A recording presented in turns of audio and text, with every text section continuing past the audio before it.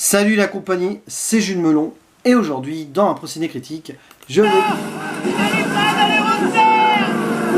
Bien sûr que si, je vais aller dans les hautes herbes, justement, vous parler de ce nouveau film sorti aujourd'hui sur la plateforme Netflix, et réalisé par le Canadien, comme son nom l'indique, Vincenzo Natali, lui qui, entre autres, a réalisé le fabuleux Cube, l'un des meilleurs films underground des années 90. Et il s'agit ici en fait d'une adaptation d'une nouvelle assez récente, coécrite par Stephen King et son fils Joe Hill, In the Tall Grass en VO, et je n'ai eu vent de ce projet filmique qu'assez récemment d'ailleurs, tant mieux puisque j'ai pas eu le temps ainsi de me monter une trop grande attente à son sujet. Bon là, comme vous me voyez, je suis en mode fatigué, malade, donc désolé d'avance si cette vidéo est un petit peu moins réussie ou plus bordélique que d'habitude, mais bon, je la fais parce que j'ai envie de la faire, et c'est pas gagné. Au casting, donc, dans les hautes herbes, on retrouve des acteurs pas forcément connus, si ce n'est un, Patrick Wilson, forcément de la saga Conjuring, qui joue ici un père de famille assez étrange, et l'histoire en elle-même est étrange, voilà, en mode science-fiction, horrifico-fantastique, huis clos horrifique, voilà, tout ça mélangé, bref, c'est du Stephen King. Et l'histoire au début du film d'un frère et d'une sœur qui sont perdus sur la route au milieu de nulle part, en plein centre de l'Amérique, et qui, dans un champ à côté, entendent les appels à l'aide d'un jeune garçon qui semble paumé à l'intérieur. N'écoutant que leur cœur et leur courage, forcément, ils décident d'aller le chercher et de le sortir de là, sauf qu'en entrant dans ces hautes herbes, ils n'imaginaient pas à quel point ce serait difficile d'en sortir. Et ainsi débute un film labyrinthique qui joue sur l'espace et le temps, sur la peur et la paranoïa, donc avec ce frère, cette sœur, cet enfant, mais aussi les parents de l'enfant, et un autre protagoniste qui va arriver peu après. Bref, tout ça se mélange et c'est assez flippant et un vrai huis clos réussi. Et quand on voit derrière qu'il s'agit de Vincenzo Natali, à la caméra, on n'est pas étonné, parce que c'est un petit peu comme Cube en fait, voilà, des gens enfermés quelque part, ils ne peuvent pas en sortir et qui doivent coexister ou s'entraider pour pouvoir trouver donc une porte de sortie. Et voilà enfin, donc, un film Netflix réussi. Je crois que c'est la première fois cette année que je vois un bon, voire très bon film Netflix, voilà. Parce que de ce que je me souviens, j'en ai vu des mauvais, mais d'autres aussi qui m'ont pas laissé un souvenir impérissable. Bon, il y a eu celui sur Ted Bundy qui était pas mal, mais bon, là, franchement, on a quelque chose de très bien. Et je suis content, voilà, tout simplement. Parce que finalement, j'attendais quelque chose autour de ce film, hein, une fois que j'ai eu le projet dans les oreilles. Et je n'ai pas été déçu. Alors attention, je ne sais pas à quel point le film est oui ou non fidèle aux écrits d'origine de Stephen King et de son fils. Mais j'ai envie de dire, je m'en fiche. Déjà parce qu'une œuvre filmique doit, selon moi, se suffire à elle-même et parfois prendre des libertés avec son œuvre de base pour être intéressante. Voilà. Mais maintenant, dites-le moi dans les commentaires si vous avez lu le bouquin et que vous avez vu le film, si c'est plutôt proche ou non. Mais en tout cas, ce qui est certain, c'est que l'ambiance Stephen King, elle y est. Et c'est vraiment prenant de A à Z. Attention, tout n'est pas parfait. Et j'ai un petit défaut à un moment dans le film, avant son acte final en fait, où on sort de l'indicible et du mystérieux, enfin on y est toujours hein, malgré tout, et on essaye d'expliquer des petits trucs, voilà, d'où vient le fait qu'on puisse pas sortir de là, que ça joue sur l'espace et le temps, qu'il y ait des morts un peu partout là-dedans, des animaux, tout ça, perdus dans ces herbes, et voilà, on essaye d'approfondir un truc, mais pouf, vite, on en ressort, et c'est dommage. C'est ce qui s'appelle avoir le cul entre deux chaises.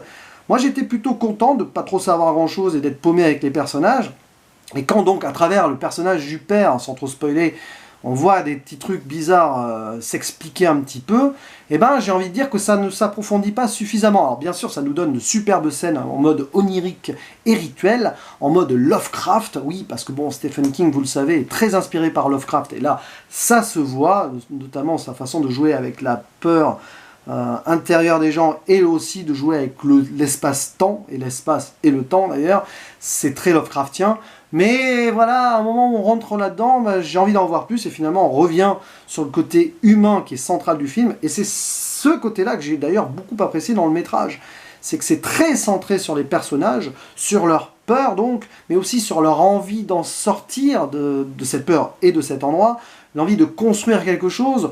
La relation entre le frère et la sœur est à mon avis très intéressante dans le film, d'autant plus qu'avec l'autre personnage qui intervient là, ça renforce le tout selon moi.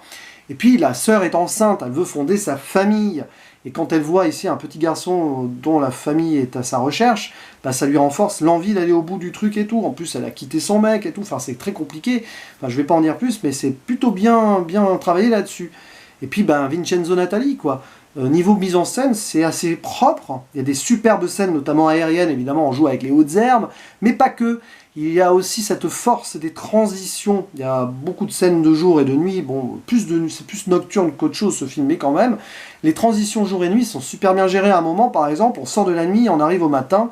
Il y a un plan sur une goutte de rosée qui tombe sur un personnage avec la caméra qui se renverse comme ça. Stylistiquement, c'est génial. D'ailleurs, il y a pas mal d'effets de caméra renversée dans le film.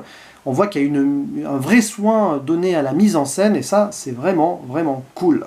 Bref, hormis donc le fait qu'à un moment, on veut trop expliquer, sans trop expliquer, que ça nous sort de vraiment un tout petit peu de la psychologie des personnages pendant quelques instants, l'ensemble est vraiment réussi. Il y a des moments assez glauques, pas loin du gore aussi. Ça prend pas le spectateur, ça le brosse pas, pardon, dans le sens du poil. Moi, j'aime ça. Et puis, bah, le final est super, super intéressant. Personnellement, il ne m'a pas spécialement surpris. Je le trouve beau, d'ailleurs, d'une certaine manière. Voilà. Et c'est une conclusion parfaite à un film qui aurait pu l'être. Mais bon, voilà, quelques petits défauts. Le rythme aussi, à un moment, forcément. Bon, il y a quelques dialogues qui sont pas forcément hyper passionnants, mais qui renforcent bien quand même la thématique du relationnel donc entre tous ces protagonistes. Et puis, on peut y voir aussi une autre lecture, si vous voulez.